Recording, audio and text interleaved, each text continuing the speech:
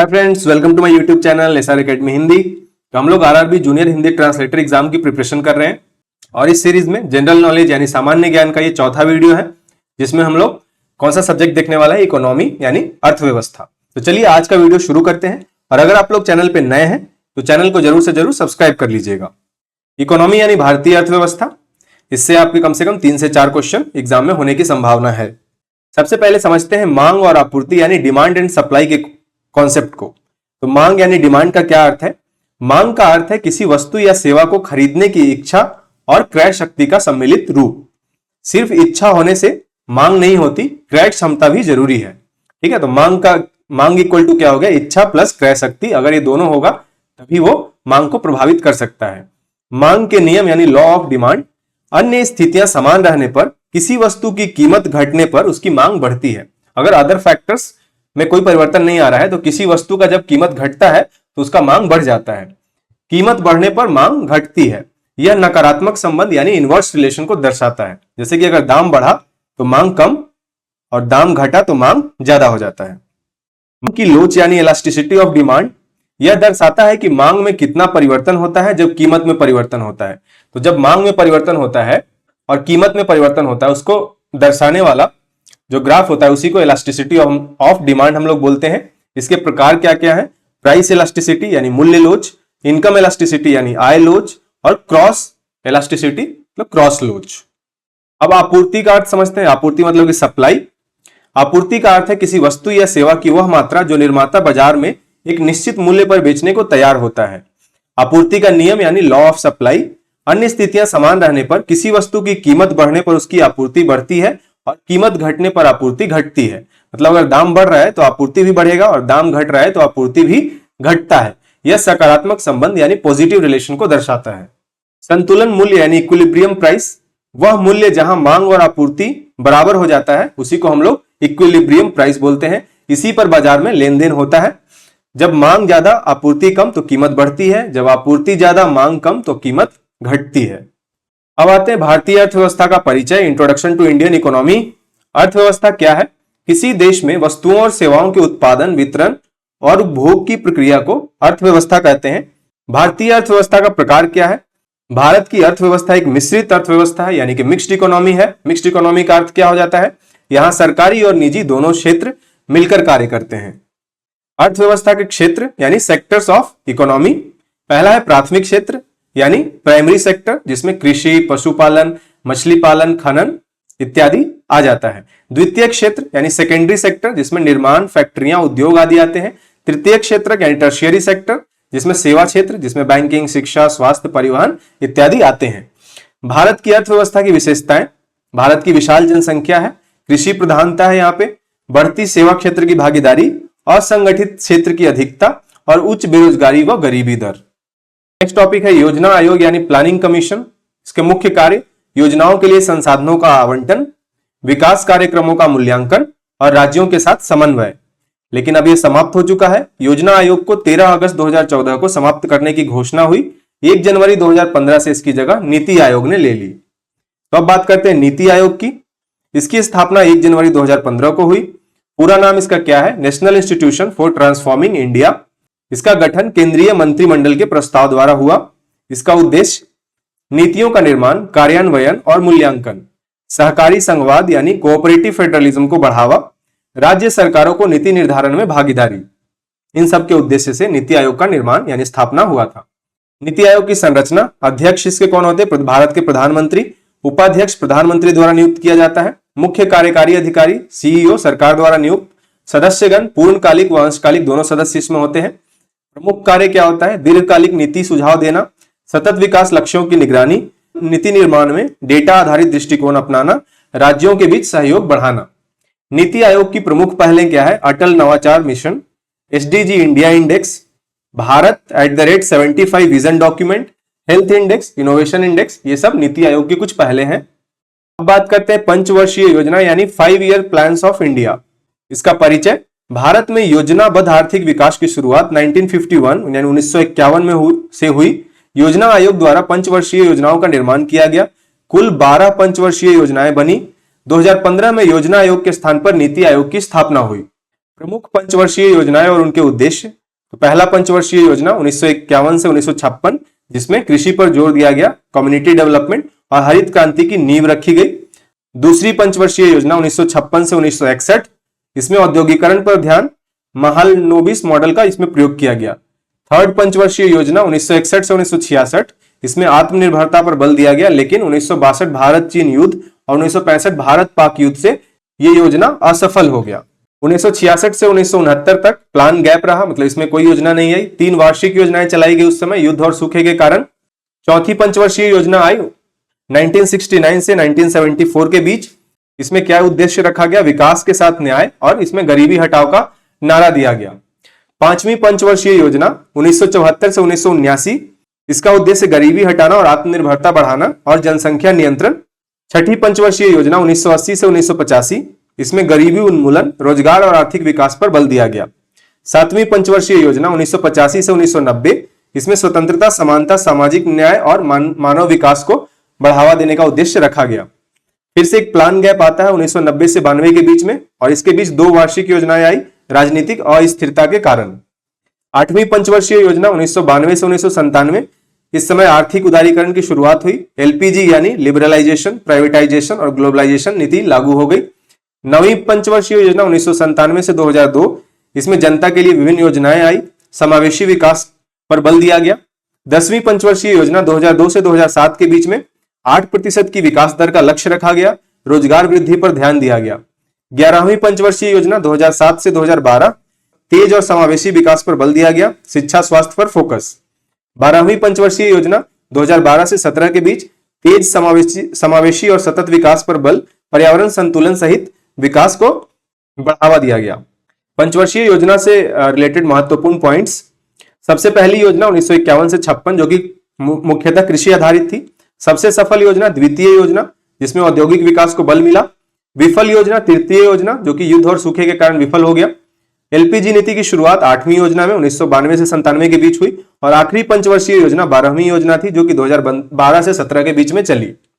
योजना आयोग से नीति आयोग की ओर 2015 से पंचवर्षीय योजनाओं को बंद कर दिया गया। अब दीर्घकालिक विजन डॉक्यूमेंट्स, 3 साल का एक्शन प्लान, 7 साल का रणनीतिक रोडमैप और 15 साल का विजन डॉक्यूमेंट नीति आयोग द्वारा तैयार किया जाता है। तो अब पंचवर्षीय योजना की जगह पे ये सारी चीजें रखी गई हैं। अगला टॉपिक है राष्ट्रीय आय यानी नेशनल इनकम। राष्ट्रीय आय का अर्थ क्या है? किसी देश में एक वित्तीय वर्ष में सभी अंतिम वस्तुओं और सेवाओं का कुल मौद्रिक मूल्य ही राष्ट्रीय आय कहलाता है। यह किसी देश की आर्थिक प्रगति और विकास स्तर का संकेतक है। राष्ट्रीय आय के मापने के मुख्य तरीके। पहला है उत्पादन विधि यानी प्रोडक्शन मेथड। सभी अंतिम वस्तुओं और सेवाओं के कुल उत्पादन का मूल्य इसमें जोड़ा जाता है। आय विधि यानी इनकम मेथड। सभी क्षेत्रों से प्राप्त आय, इसमें वेतन, ब्याज, किराया, लाभ आदि को जोड़ा जाता है। व्यय विधि यानी एक्सपेंडिचर मेथड। इसमें उपभोग, निवेश, सरकारी खर्च और शुद्ध निर्यात को जोड़कर कुल व्यय निकाला जाता है। राष्ट्रीय आय से जुड़े महत्वपूर्ण संकेतक यानी इंडिकेटर्स। पहला है जीडीपी यानी सकल घरेलू उत्पाद। किसी देश की सीमाओं के भीतर एक वर्ष में उत्पादित सभी वस्तुओं और सेवाओं का कुल मूल्य ही जीडीपी कहलाता है। जीएनपी यानी सकल राष्ट्रीय उत्पाद। ये जीडीपी प्लस विदेशों से प्राप्त शुद्ध आय, अगर दोनों को जोड़ देंगे तो आपका जीएनपी यानी सकल राष्ट्रीय उत्पाद निकल के आ जाएगा। और एनएनपी यानी शुद्ध राष्ट्रीय उत्पाद। जीएनपी माइनस मूल्य ह्रास यानी डिप्रिसिएशन को इसमें से माइनस कर देंगे जीएनपी में से, तो आपका एनएनपी यानी शुद्ध राष्ट्रीय उत्पाद निकल के आ जाएगा। पर कैपिटा इनकम, प्रति व्यक्ति आय निकालने के लिए आपको एनएनपी में आपको जनसंख्या से डिवाइड करना पड़ेगा, तो आप पर कैपिटा इनकम निकाल पाएंगे। भारत में राष्ट्रीय आय से संबंधित कुछ तथ्य। राष्ट्रीय आय की गणना भारत में एनएसओ यानी नेशनल स्टैटिस्टिकल ऑफिस करता है। राष्ट्रीय आय का आधार वर्ष यानी बेस ईयर 2011-12 है अभी तक। राष्ट्रीय आय का आकलन तिमाही और वार्षिक आधार पर होता है। राष्ट्रीय आय की विशेषताएं। यह देश की आर्थिक स्थिरता और समृद्धि का मापक है। इससे पता चलता है कि अर्थव्यवस्था कृषि, उद्योग और सेवा क्षेत्र में कैसा प्रदर्शन कर रही है। प्रति व्यक्ति आय आर्थिक विकास के साथ सामाजिक विकास का भी संकेत देती है। महत्वपूर्ण बिंदु। भारत में राष्ट्रीय आय की गणना करने वाला संगठन है राष्ट्रीय सांख्यिकी कार्यालय एनएसओ। जीडीपी में सबसे अधिक योगदान हमारा सेवा क्षेत्र का है। जीडीपी और जीएनपी में अंतर क्या है? जीएनपी में विदेश से प्राप्त शुद्ध आय जोड़ दिया जाता है। NNP at factor cost equal to national income.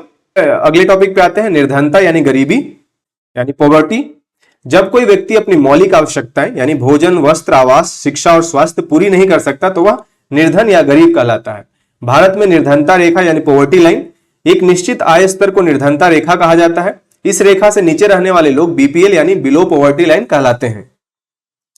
निर्धनता मापन के मानदंड यानी मेजरमेंट, तो इसमें कुछ समिति है, उनके कुछ सुझाव हैं। एल्गर समिति 1979 ग्रामीण क्षेत्र में 2400 कैलोरी प्रतिदिन, शहरी क्षेत्र में प्रति व्यक्ति 2100 कैलोरी प्रतिदिन। दूसरा आयोग था लक्ष्मीदास आयोग 1993, खर्च आधारित निर्धनता मापन को इन्होंने सुझाव दिया। तेंदुलकर समिति 2009 आय आधारित मापन का सुझाव दिया। ग्रामीण क्षेत्र में ₹27.20 प्रतिदिन और शहरी क्षेत्र में ₹33.30 प्रतिदिन। रंगराजन समिति 2014 जिन्होंने इसको बढ़ाकर ग्रामीण क्षेत्र में ₹32 प्रतिदिन और शहरी क्षेत्र में ₹47 प्रतिदिन रखा। निर्धनता उन्मूलन योजनाएं, महात्मा गांधी नरेगा रोजगार गारंटी योजना, ये ग्रामीण रोजगार गारंटी योजना है जो कि 100 दिन के रोजगार की गारंटी देता है। प्रधानमंत्री आवास योजना, गरीबों को आवास उपलब्ध कराना। राष्ट्रीय खाद्य सुरक्षा अधिनियम, जो कि सस्ती दर पर खाद्यान्न उपलब्ध कराने के उद्देश्य से लाई गई थी। बेरोजगारी यानी अनएम्प्लॉयमेंट, जब कोई सक्षम और इच्छुक व्यक्ति काम करने को तैयार हो लेकिन उसे रोजगार नहीं मिलता तो वह बेरोजगार कहलाता है। भारत में बेरोजगारी के प्रकार, पहली है खुली बेरोजगारी यानी कार्य की पूरी तरह से अनुपलब्धता। प्रच्छन्न बेरोजगारी यानी लोग काम पर हैं पर उनकी उत्पादकता नगण्य है, जैसे कृषि में। मौसमी बेरोजगारी, कुछ विशेष मौसम में ही काम मिलता है, जैसे कृषि। शैक्षिक बेरोजगारी, शिक्षित व्यक्ति को उसके योग्य काम नहीं मिलना। प्रौद्योगिकीय बेरोजगारी, मशीनों के कारण लोगों की नौकरियां खत्म होना। बेरोजगारी हटाने के उपाय या योजनाएं, पहला है प्रधानमंत्री कौशल विकास योजना, जिसमें युवाओं को प्रशिक्षण देना। Startup India, stand up India, स्वरोजगार को बढ़ावा देने के उद्देश्य से। एमएसएमई योजनाएं, सूक्ष्म उद्योगों को प्रोत्साहन देने के उद्देश्य से। और राष्ट्रीय रोजगार सेवा पोर्टल, बेरोजगारों को नौकरी के अवसर से जोड़ने के उद्देश्य से ये सारी योजनाएं या उपाय लाए गए। बात कर लेते हैं भारतीय कृषि यानी इंडियन एग्रीकल्चर की। भारत एक कृषि प्रधान देश है। कुल श्रमिक जनसंख्या का लगभग 50% से अधिक कृषि में कार्यरत है। कृषि का भारत की जीडीपी में योगदान घटते हुए लगभग 15 से 18% के बीच है। कृषि न केवल भोजन का मुख्य स्रोत है बल्कि कच्चे माल, रोजगार और निर्यात में भी महत्वपूर्ण भूमिका निभाती है। भारत में कृषि के प्रकार, types of agriculture in India, पहला ड्राई फार्मिंग यानी सूखा कृषि, जो कि वर्षा पर आधारित है, सिंचाई की सुविधा नहीं है। सिंचित कृषि यानी इरिगेटेड फार्मिंग, जिसमें नहरों, ट्यूबवेल आदि से सिंचाई उपलब्ध है। व्यावसायिक कृषि यानी कॉमर्शियल फार्मिंग, जिसमें नकदी फसलों की खेती होती है, जैसे गन्ना, कपास, चाय इत्यादि। जैविक खेती यानी ऑर्गेनिक फार्मिंग, जिसमें रसायन मुक्त प्राकृतिक खेती पर बल दिया जाता है। कृषि वानिकी यानी एग्रो फॉरेस्ट्री, जिसमें खेती और वनों का मिश्रण किया जाता है। फसलें और उनके प्रकार, पहला प्रकार है खरीफ, जिसके उदाहरण है धान, मक्का, ज्वार। समयावधि क्या है? वर्षा ऋतु जुलाई से अक्टूबर। रबी फसल के उदाहरण है गेहूं, चना, सरसों। समयावधि सर्दी ऋतु अक्टूबर से मार्च। और जायद फसल तरबूज, खरबूज, मूंग, ये गर्मी के मौसम में मार्च से जून में। हरित क्रांति यानी ग्रीन रिवॉल्यूशन, इसका आरंभ हुआ 1966-67 में। मुख्य उद्देश्य अन्न उत्पादन को बढ़ाना। नेतृत्व एमएस स्वामीनाथन ने किया। फोकस फसलें गेहूं और चावल। लाभ भारत खाद्यान्न उत्पादन में आत्मनिर्भर बना। और इससे हानि क्या हुआ? क्षेत्रीय असंतुलन, भूमिगत जल की कमी हुई। भारत में कृषि से जुड़ी प्रमुख योजनाएं, प्रधानमंत्री किसान सम्मान निधि, जिसका उद्देश्य है छोटे किसानों को 6,000 रुपये वार्षिक सहायता प्रदान करना। प्रधानमंत्री फसल बीमा योजना, प्राकृतिक आपदा से फसल की सुरक्षा करने के उद्देश्य से। राष्ट्रीय कृषि विकास योजना, कृषि आधारित विकास को बढ़ावा देने के उद्देश्य से। ई नाम पोर्टल, कृषि मंडियों को डिजिटल बनाने के उद्देश्य से योजना लाई गई है। महत्वपूर्ण बिंदु, हरित क्रांति के जनक किन्हें माना जाता है? एमएस स्वामीनाथन। भारत में सबसे अधिक उत्पादित फसल चावल। भारत का अनाज का कटोरा पंजाब और हरियाणा को कहा जाता है। एमएसपी तय करने वाली संस्था सीएसीपी यानी commission for agricultural costs and prices. कृषि अनुसंधान का एपेक्स संस्थान ICAR, Indian council of agricultural research. E NAM की शुरुआत कब हुई? 2016 में। अब बात करते हैं भारतीय उद्योग यानी इंडियन इंडस्ट्री की। उद्योग का अर्थ है वस्तुओं का उत्पादन, प्रसंस्करण या सेवाओं की आपूर्ति। भारत की आर्थिक विकास में उद्योग क्षेत्र का महत्वपूर्ण योगदान है। भारतीय उद्योग को 3 प्रमुख श्रेणियों में बांटा गया है। पहला है लघु उद्योग यानी स्मॉल स्केल इंडस्ट्रीज, मध्यम उद्योग यानी मीडियम स्केल इंडस्ट्रीज और बड़े उद्योग लार्ज स्केल इंडस्ट्रीज। भारतीय उद्योग के प्रकार, टाइप्स ऑफ इंडियन इंडस्ट्रीज, पहला प्राथमिक उद्योग जिसमें कृषि, खनन और मत्स्य पालन आदि आते हैं। द्वितीयक उद्योग जिसमें इस्पात, सीमेंट, वस्त्र और रसायन आदि उद्योग आते हैं। तृतीयक उद्योग परिवहन, बैंकिंग, आईटी और पर्यटन आदि उद्योग आते हैं। लघु एवं कुटीर उद्योग, जिसमें हस्तशिल्प, हथकरघा और फर्नीचर निर्माण आदि उद्योग आते हैं। महत्वपूर्ण उद्योग और उनके क्षेत्र: इस्पात उद्योग मुख्य रूप से झारखंड, बोकारो, छत्तीसगढ़, भिलाई, ओडिशा, राउरकेला। सूती वस्त्र उद्योग महाराष्ट्र, मुंबई, गुजरात, अहमदाबाद और तमिलनाडु में। आईटी उद्योग कर्नाटक, बेंगलुरु, तेलंगाना, हैदराबाद और महाराष्ट्र, पुणे और दिल्ली एनसीआर। सीमेंट उद्योग मध्य प्रदेश, राजस्थान और आंध्र प्रदेश में। चाय उद्योग असम, पश्चिम बंगाल, दार्जिलिंग और केरल के कुछ क्षेत्रों में। सरकारी पहलें और योजनाएं: मेक इन इंडिया, भारत को वैश्विक विनिर्माण केंद्र बनाना इसका उद्देश्य है। उद्योग आधार रजिस्ट्रेशन, लघु और मध्यम उद्योगों को पहचान देना। स्टार्टअप इंडिया, नवाचार और उद्यमिता को प्रोत्साहन देने के उद्देश्य से लाया गया। एमएसएमई योजनाएं, लघु और मध्यम उद्योगों को सहायता देने के उद्देश्य से। और ईज ऑफ डूइंग बिजनेस, व्यापार करना आसान बनाना, यही ईज ऑफ डूइंग बिजनेस है। महत्वपूर्ण संगठन: डीपीआईआईटी, उद्योग और आंतरिक व्यापार संवर्धन विभाग, इसका कार्य क्या है? औद्योगिक नीति निर्माण। सिडबी, एसआईडीबीआई, लघु उद्योगों के लिए वित्तीय सहायता। एनएसआईसी, कुटीर और लघु उद्योगों को समर्थन देना। कुछ महत्वपूर्ण बिंदु: भारत का मैनचेस्टर किस शहर को बोला जाता है? अहमदाबाद। भारत का इस्पात शहर किस शहर को बोला जाता है? जमशेदपुर। मेक इन इंडिया की शुरुआत कब हुई? 2014 में। सबसे बड़ा लघु उद्योग क्षेत्र तमिलनाडु। भारत का IT hub Bengaluru.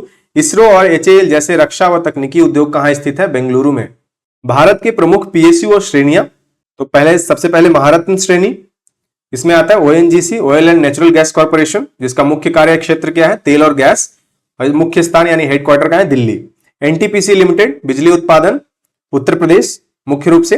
Indian oil corporation, petroleum और रिफाइनरी, दिल्ली में इसका मुख्यालय है। सेल यानी steel authority of India, steel उत्पादन, झारखंड। कोल इंडिया लिमिटेड, कोयला उत्खनन, मुख्य रूप से झारखंड में। अब कुछ नवरत्न कंपनियों की बात करते हैं। भारत इलेक्ट्रॉनिक्स लिमिटेड यानी बीईएल, इलेक्ट्रॉनिक्स और रक्षा क्षेत्र में जो काम करता है, मुख्यालय दिल्ली में है। हिंदुस्तान एरोनॉटिक्स लिमिटेड एचएएल, विमान निर्माण और रक्षा के क्षेत्र में काम करता है, कर्नाटक में इसका मुख्यालय स्थित है। गेल इंडिया लिमिटेड, गैस और पाइपलाइन संबंधी कार्य है, मुख्यालय दिल्ली। भेल भारत हेवी इलेक्ट्रिकल्स लिमिटेड, बिजली उपकरण, मुख्य रूप से दिल्ली में इसका मुख्यालय है। मिनी रत्ना कैटेगरी 1, इसमें एनएचपीसी आता है जो हाइड्रो पावर क्षेत्र की कंपनी है। पावर फाइनेंस कॉर्पोरेशन जो वित्तीय सेवाएं देती है। अब मिनी रत्ना कैटेगरी 2, जिसमें कोचिन शिपयार्ड आता है जो जहाज निर्माण के क्षेत्र में कार्यरत है। और एयरपोर्ट्स अथॉरिटी ऑफ इंडिया यानी एएआई, जो हवाई अड्डा संचालन में योगदान देता है। नेक्स्ट टॉपिक है मुद्रा एवं बैंकिंग यानी करेंसी एंड बैंकिंग। मुद्रा क्या है? मुद्रा वह माध्यम है जिससे वस्तुओं और सेवाओं का लेन देन होता है। यह मूल्य मापन, भुगतान का माध्यम और संचय का साधन होती है। भारत की मुद्रा, भारतीय मुद्रा का नाम रुपया है, जिसका सिंबल ये रहा। मुद्रण का अधिकार भारतीय रिजर्व बैंक के पास है। ₹1 का नोट और सिक्का भारत सरकार जारी करती है। मुद्रा जारी करने की प्रणाली न्यूनतम रिजर्व प्रणाली है, मिनिमम रिजर्व सिस्टम। ₹200 करोड़ का न्यूनतम भंडार, जिसमें 115 करोड़ सोना प्लस 85 करोड़ विदेशी मुद्रा शामिल है। मुद्राओं के प्रकार: कागजी मुद्रा, जिसमें नोट शामिल है 100, 10, 50, 100 और 200 आदि।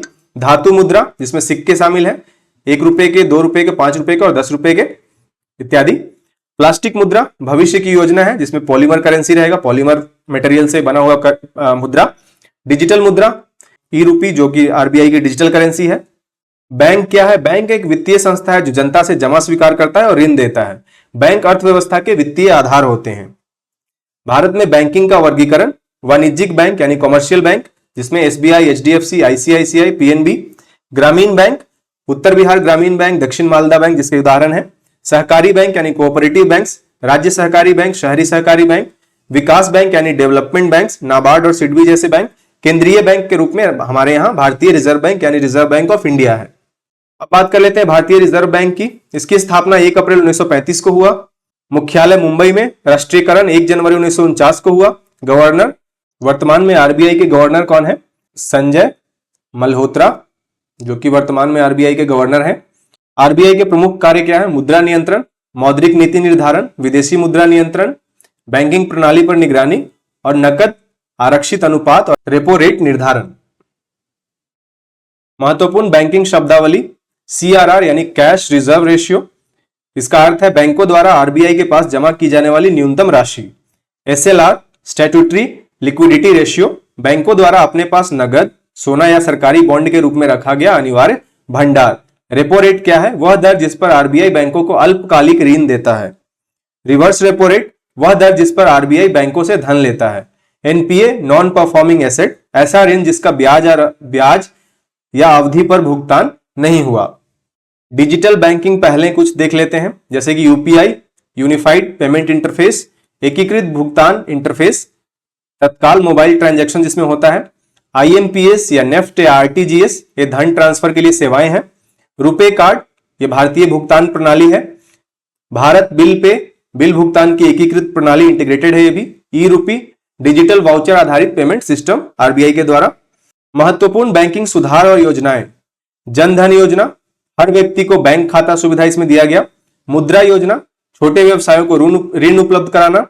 बीएएसएल बैंकिंग लोकपाल सेवा है, ये बैंकिंग को सुधार करने के लिए। बैंकिंग सुधार समिति नरसिंहम समिति 1991-1998 द्वारा सुझाव दिया गया था। महत्वपूर्ण तथ्य, भारत का केंद्रीय बैंक भारतीय रिजर्व बैंक राष्ट्रीयकृत बैंक पहली बार 1969 में 14 बैंक को राष्ट्रीयकृत बनाया गया, नेशनलाइज किया गया बैंकों को। एसबीआई की स्थापना 1 जुलाई 1955 को हुई थी। इंपीरियल बैंक का राष्ट्रीयकरण करने के बाद पहला निजी बैंक आईसीआईसीआई बैंक, पहला digital banking platform Paytm payments bank 2017 में, यूपीआई की शुरुआत 2016 में। एनपीसीआई का कार्य क्या है? डिजिटल भुगतान प्रणाली का संचालन। अगला टॉपिक है भारतीय वित्तीय बाजार यानी इंडियन फाइनेंशियल मार्केट। वित्तीय बाजार वह मंच है जहां पूंजी यानी कैपिटल और ऋण का लेन देन होता है। इसका कार्य है बचत को निवेश में बदलना ताकि आर्थिक विकास संभव हो सके। प्रमुख प्रकार क्या है? Types of financial markets. पहला है मुद्रा बाजार यानी मनी मार्केट। इसमें अल्पकालिक ऋणों यानी कि 1 वर्ष से कम का बाजार है ये। संचालन आरबीआई और बैंकों द्वारा। मुख्य साधन क्या है? ट्रेजरी बिल यानी T bills, commercial papers, certificate of deposit, repo और रिवर्स रेपो। पूंजी बाजार यानी कैपिटल मार्केट, इसमें दीर्घकालिक निवेश यानी 1 वर्ष से अधिक का बाजार। मुख्य भाग प्राथमिक बाजार यानी प्राइमरी मार्केट, जिसमें कि आईपीओ और नए शेयर जारी होते हैं। द्वितीयक बाजार यानी सेकेंडरी मार्केट, यानी कि जहां पे स्टॉक एक्सचेंज में ट्रेडिंग होता है। भारतीय वित्तीय बाजार की संस्थाएं, पहला तो भारतीय रिजर्व बैंक है, मुद्रा बाजार का नियामक। सेबी यानी भारतीय प्रतिभूति और विनिमय बोर्ड, ये पूंजी बाजार का नियामक है। BSE Bombay stock exchange, Bharat का पहला स्टॉक एक्सचेंज 1875 में शुरू हुआ। एनएससी नेशनल स्टॉक एक्सचेंज, आधुनिक डिजिटल स्टॉक एक्सचेंज 1992 में स्टार्ट हुआ। आईआरडीएआई ये बीमा क्षेत्र का नियामक है। PFRDA pension fund regulatory development authority, ये पेंशन क्षेत्र का नियामक है। सिडबी और नाबार्ड ये विकास बैंक है, उद्योग और कृषि को सहायता देने हेतु इनका स्थापना किया गया था। प्रमुख वित्तीय उपकरण यानी फाइनेंशियल इंस्ट्रूमेंट्स, इसमें आता है शेयर, कंपनी में भागीदारी का प्रमाण, बॉन्ड्स, फिक्स्ड रिटर्न वाला ऋण पत्र, डिबेंचर, दीर्घकालिक ऋण साधन, म्यूचुअल फंड, सामूहिक निवेश साधन और ईटीएफ यानी exchange traded fund, stock market में ट्रेड होने वाला mutual fund. SEBI securities and exchange board of India, इसका गठन 1988 में हुआ था। वैधानिक दर्जा कब मिला? 1992 में। इसका उद्देश्य क्या था? निवेशकों की सुरक्षा और बाजार में पारदर्शिता बनाए रखना। भारत में प्रमुख सूचकांक यानी मार्केट इंडिसेस, पहला तो सूचकांक सेंसेक्स, जिसका बाजार है बॉम्बे स्टॉक एक्सचेंज। 30 प्रमुख कंपनियों का सूचकांक इसमें होता है। निफ्टी 50 ये इसका बाजार क्या है? नेशनल स्टॉक एक्सचेंज, इसमें 50 प्रमुख कंपनियों का सूचकांक होता है। महत्वपूर्ण बिंदु, भारत का केंद्रीय बैंक आरबीआई, पूंजी बाजार का नियामक सेबी, भारत का सबसे पुराना स्टॉक एक्सचेंज बीएसई 1875 में जो बना था। सेंसेक्स में कंपनियां कितनी है? 30। निफ्टी में कंपनियां कितनी है? 50। सेबी अधिनियम लागू हुआ 1992 में। मुद्रा बाजार की अवधि 1 वर्ष से कम, पूंजी बाजार की अवधि 1 वर्ष से अधिक। बीएसई का सूचकांक सेंसेक्स और एनएसई का सूचकांक निफ्टी। अब बात कर लेते हैं बीमा क्षेत्र यानी इंश्योरेंस सेक्टर का। बीमा एक आर्थिक सुरक्षा का माध्यम है जो दुर्घटना, बीमारी, मृत्यु या अन्य नुकसान की स्थिति में वित्तीय सुरक्षा प्रदान करता है। बीमा का उद्देश्य जोखिम को कम करना और नुकसान की पूर्ति करना है। बीमा के प्रकार, टाइप्स ऑफ इंश्योरेंस, पहला है जीवन बीमा यानी कि लाइफ इंश्योरेंस, जीवन रक्षा हेतु, मृत्यु होने पर भुगतान। अप्रत्यक्ष बीमा या सामान्य बीमा यानी जनरल इंश्योरेंस, ये संपत्ति का हो सकता है, वाहन का, स्वास्थ्य आदि के लिए। स्वास्थ्य बीमा, हेल्थ इंश्योरेंस, चिकित्सा खर्चों के लिए की सुरक्षा के लिए। वाहन बीमा यानी मोटर इंश्योरेंस, वाहन दुर्घटना से सुरक्षा। कृषि बीमा, क्रॉप इंश्योरेंस, फसल नुकसान से सुरक्षा। भारत में बीमा क्षेत्र की प्रमुख संस्थाएं, पहला तो आईआरडीएआई यानी भारतीय बीमा नियामक और विकास प्राधिकरण, ये बीमा क्षेत्र का नियामक है। एलआईसी यानी भारतीय जीवन बीमा निगम, भारत का सबसे बड़ा जीवन बीमा प्रदाता। जनरल इंश्योरेंस कंपनियां जैसे कि ICICI Lombard, new India insurance, Bajaj aliens और भी बहुत सारे हैं, नेशनल इंश्योरेंस और बाकी सारे। IRDAI के कार्य: बीमा कंपनियों को लाइसेंस देना, बीमाकर्ताओं और बीमा धारकों के हितों की सुरक्षा, बीमा उत्पादों का विनियमन और नियंत्रण, बाजार में प्रतिस्पर्धा बढ़ाना, शिकायत निवारण प्रणाली बनाना। भारत में बीमा क्षेत्र का इतिहास: जीवन बीमा निगम यानी LIC की स्थापना 1956 में हुई। निजी कंपनियों के लिए बीमा क्षेत्र कब खोला गया? 1999 में। IRDAI की स्थापना 1999 में हुआ। बीमा क्षेत्र में निजी कंपनियों की भागीदारी इससे बढ़ी। बीमा क्षेत्र में महत्वपूर्ण योजनाएं: इंपॉर्टेंट इंश्योरेंस स्कीम्स, प्रधानमंत्री जीवन ज्योति बीमा योजना, कम प्रीमियम में जीवन बीमा 2 लाख तक का। प्रधानमंत्री सुरक्षा बीमा योजना, ये दुर्घटना बीमा है 2 लाख तक का। प्रधानमंत्री फसल बीमा योजना, किसानों के लिए फसल बीमा। आयुष्मान भारत राष्ट्रीय स्वास्थ्य बीमा योजना, गरीबों के लिए स्वास्थ्य बीमा। महत्वपूर्ण तथ्य: भारत में बीमा क्षेत्र का नियामक IRDAI, LIC की स्थापना 1956, IRDAI की स्थापना 1999। प्रधानमंत्री जीवन ज्योति बीमा योजना की प्रीमियम राशि 330 रुपए प्रति वर्ष लगभग। प्रधानमंत्री फसल बीमा योजना किसके लिए है? किसानों के लिए। नेक्स्ट टॉपिक है बजट। बजट एक ऐसा दस्तावेज है जिसमें सरकार आगामी वित्तीय वर्ष के लिए राजस्व और व्यय का अनुमान प्रस्तुत करती है। यह सरकार की राजकोषीय नीति यानी फिस्कल पॉलिसी का प्रमुख हिस्सा होता है। भारत में बजट संविधान का अनुच्छेद 112 केंद्रीय बजट से संबंधित है। बजट को वार्षिक वित्तीय विवरण भी कहा जाता है यानी एनुअल फाइनेंशियल स्टेटमेंट। वित्तीय वर्ष कब से कब तक होता है? 1 अप्रैल से 31 मार्च तक। बजट पेश करने की परंपरा ब्रिटिश शासनकाल से ही चला आ रहा है। 2017 से रेल बजट को आम बजट में मिला दिया गया। पहले रेल बजट भी अलग होता था। बजट के प्रकार यानी टाइप्स ऑफ बजट: पहला है राजस्व बजट यानी रिवेन्यू बजट, सरकार की आमदनी और राजस्व व्यय का ब्यौरा होता है इसमें। पूंजी बजट यानी कैपिटल बजट, इसमें पूंजीगत प्राप्तियां और पूंजीगत व्यय को दर्शाया जाता है। राजस्व बजट के घटक, तो उसमें आता है पहला राजस्व प्राप्तियां यानी रेवेन्यू रिसिप्ट्स, इसमें कर प्राप्तियां, आयकर, GST, सीमा शुल्क और उत्पाद शुल्क। गैर कर प्राप्तियां कौन कौन सी है? लाभांश, ब्याज, शुल्क आदि। दूसरा इसका घटक है राजस्व व्यय यानी रिवेन्यू एक्सपेंडिचर, जिसमें सरकारी वेतन, पेंशन, सब्सिडी, ब्याज भुगतान आदि शामिल है। पूंजी बजट के घटक कौन कौन से हैं? इसमें पूंजीगत प्राप्तियां यानी कैपिटल रिसिप्ट्स, जिसमें ऋण, उधारी, सरकारी परिसंपत्तियों की बिक्री यानी डिसइन्वेस्टमेंट। दूसरा फैक्टर है इसमें पूंजीगत व्यय यानी कैपिटल एक्सपेंडिचर, जिसमें आधारभूत संरचना निर्माण, ऋण अदायगी, संपत्ति निर्माण आदि शामिल है। बजट घाटा यानी बजट डिफिसिट, इसका पहला प्रकार है राजकोषीय घाटा यानी फिस्कल डिफिसिट। इसका अर्थ क्या है? कुल खर्च माइनस कुल राजस्व प्राप्तियां प्लस उधारी छोड़कर पूंजी प्राप्तियां, तो इन दोनों को जोड़कर कुल खर्च में से घटा देने पे राजकोषीय घाटा यानी फिस्कल डिफिसिट निकल के आ जाता है। राजस्व घाटा यानी रेवेन्यू डिफिसिट क्या है? राजस्व व्यय माइनस राजस्व प्राप्तियां। प्राथमिक घाटा यानी प्राइमरी डिफिसिट क्या है? राजकोषीय घाटा माइनस ब्याज भुगतान। ये करने पे आपका प्राथमिक घाटा यानी प्राइमरी डेफिसिट निकल के आ जाएगा। बजट से जुड़े महत्वपूर्ण तथ्य: भारत का पहला बजट 1860 में पेश किया गया था। किसने पेश किया था? जेम्स विल्सन ने। स्वतंत्र भारत का पहला बजट 1947 में पेश किया गया। किसके द्वारा? RK षणमुखम चेट्टी के द्वारा। बजट पेश करने की तिथि पहले 28 फरवरी, अब है 1 फरवरी। बजट पेश करने वाली पहली महिला इंदिरा गांधी। बजट भाषण देने में सबसे लंबा समय निर्मला सीतारमन 2020, लगभग 2 घंटे 42 मिनट। वित्त मंत्री ही बजट पेश करते हैं। बजट में प्रस्तावित कर व्यवस्था को फाइनेंस बिल कहते हैं। अगला टॉपिक है जनसंख्या यानी पॉपुलेशन। जनसंख्या का अर्थ है किसी देश, राज्य या क्षेत्र में किसी निश्चित समय पर निवास करने वाले मनुष्यों की कुल संख्या। जनसंख्या किसी भी देश की आर्थिक, सामाजिक और सांस्कृतिक दशा को प्रभावित करती है। भारत दुनिया का दूसरा सबसे अधिक जनसंख्या वाला देश है, चीन के बाद। जनगणना यानी सेंसस। भारत में पहली जनगणना 1872 में, जो कि पूर्ण रूप से नहीं हो सकी। पहली पूर्ण जनगणना 1881 में हुआ। उसके बाद हर 10 वर्ष में जनगणना होती है। 2021 की जनगणना कोविड के कारण स्थगित हो गई थी। जनगणना का कार्य भारत के रजिस्ट्रार जनरल और जनगणना आयुक्त द्वारा किया जाता है। जनसंख्या के प्रमुख आंकड़े 2011 की जनगणना के अनुसार कुल जनसंख्या उस समय थी 121.08 करोड़। पुरुष जिसमें थे 62.37 करोड़, महिला 58.71 करोड़। ये सारे 2011 की जनगणना के अनुसार है। लिंग अनुपात 943 महिलाएं प्रति 1000 पुरुष। साक्षरता दर उस समय कुल 74.04%, जिसमें पुरुष साक्षरता दर 82.14% और महिला साक्षरता दर 65.46%। जनसंख्या वृद्धि दर 17.64%। 2001 से 11 तक का जो आंकड़ा था उसके बेसिस पे। घनत्व 382 व्यक्ति प्रति वर्ग किलोमीटर। सबसे अधिक जनसंख्या वाला राज्य उत्तर प्रदेश, सबसे कम जनसंख्या वाला राज्य सिक्किम, सबसे अधिक घनत्व वाला राज्य बिहार, सबसे कम घनत्व वाला राज्य अरुणाचल प्रदेश। भारत की जनसंख्या नीति, प्रथम जनसंख्या नीति 1976 में, राष्ट्रीय जनसंख्या नीति NPP 2000 में आया।